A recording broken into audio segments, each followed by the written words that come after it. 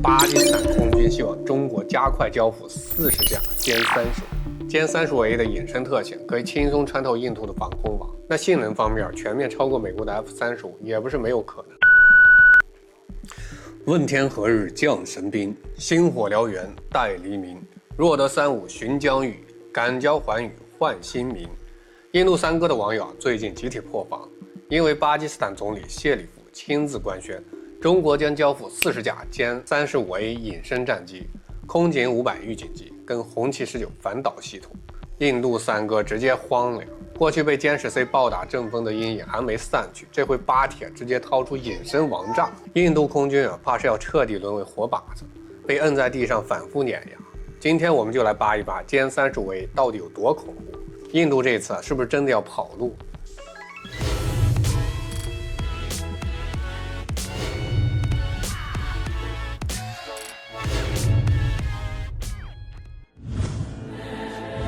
大家好，欢迎来到老友记，我是大钊。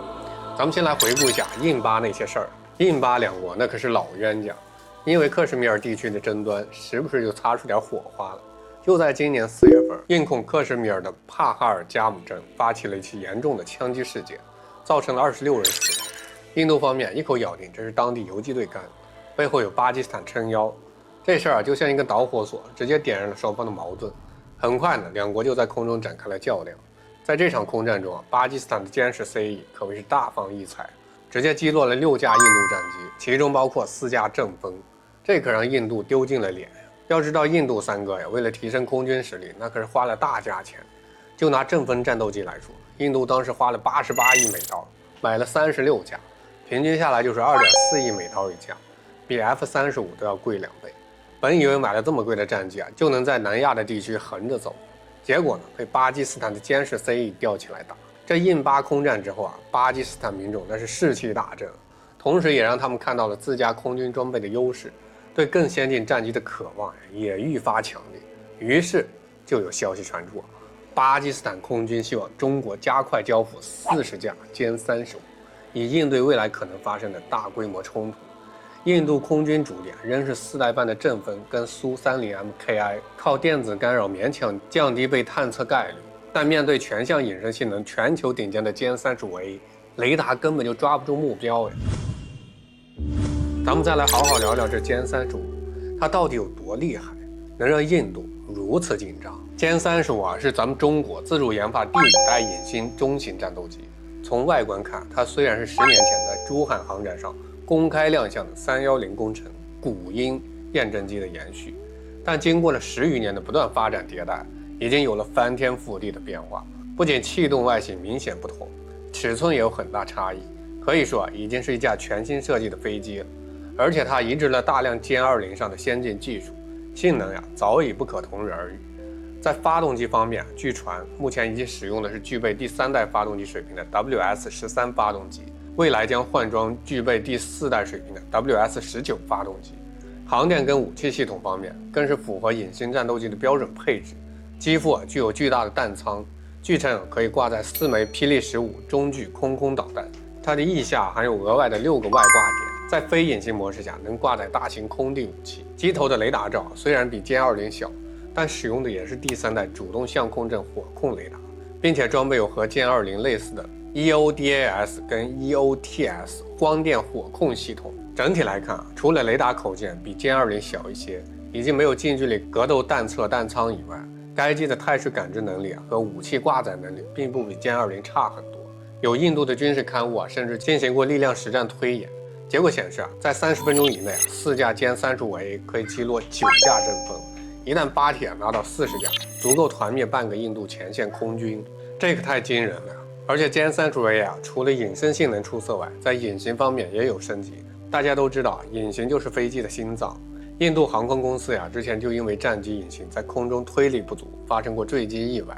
而咱们中国在隐形研发上不断取得突破，如果歼35搭载更先进的涡扇19发动机，那性能方面全面超过美国的 F-35也不是没有可能。从数据参数来看，歼35的作战半径达到1350公里，其极限速度可以达到2.2马赫，而 F-35C 的最大速度为1.6马赫，作战半径为1240公里。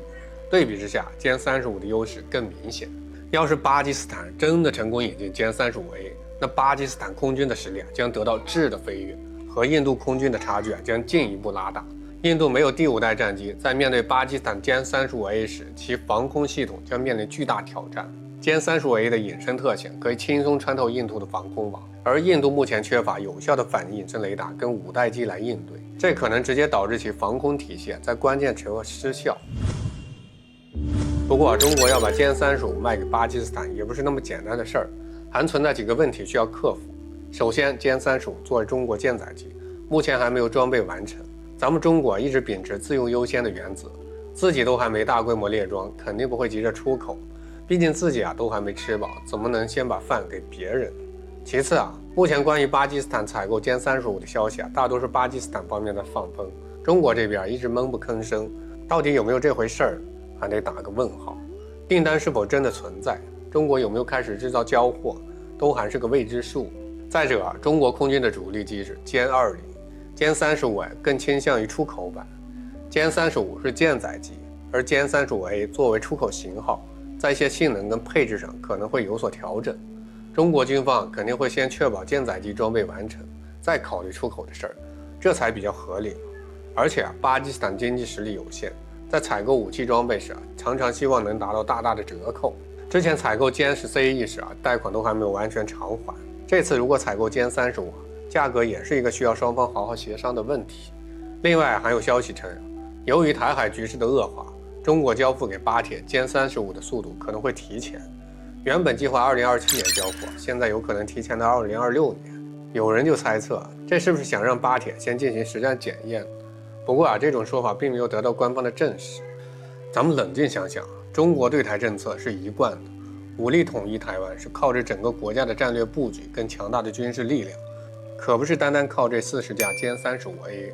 咱们再来看看美国的 F-35战机按道理说F-35也是一款先进的战机，可为什么连美国自己的空军都不太愿意下单？加拿大打算买88架 F-35战机来实现空军现代化，结果一算成本，价格飙升到277亿美元，比2022年下单时的190亿美元多了将近50%。美国空军也向国会提出要大幅减少 F-35战机的采购数量，直接砍半。这是为啥？主要是因为F-35战机的制造成本不断的飙升，最早时候大概是1亿美金一架，现在由于通货膨胀，再加上供应链拉回美国本土，工人成本、原物料成本大幅增加，平均一架将近3亿美金。这么高的价格，让很多国家都望而却步。反观咱们的歼35，如果真的要出口巴基斯坦，凭借其出色的性能跟相对合理的价格，必将在国际军贸市场引起轰动。对于巴基斯坦来说歼35的加入将进一步强化其空军军力，巩固在南亚地区的军事地位。而对于中国来说，这也是展示军工实力的绝佳机会同时也能进一步加深与巴铁的传统友谊。而对于三哥来说，可就真得好好想想，该如何应对这一可能改变南亚军事平衡的局面。总之歼35是否会出口给巴基斯坦，目前还存在诸多不确定性。但无论结果如何，都将对南亚地区的军事局势产生深远的影响。咱们作为军迷就擦亮眼睛，持续关注这一事件的发展。感谢各家人们跟大招一起在牢狱燃烧青春的热血，点赞订阅不迷路，下期再见。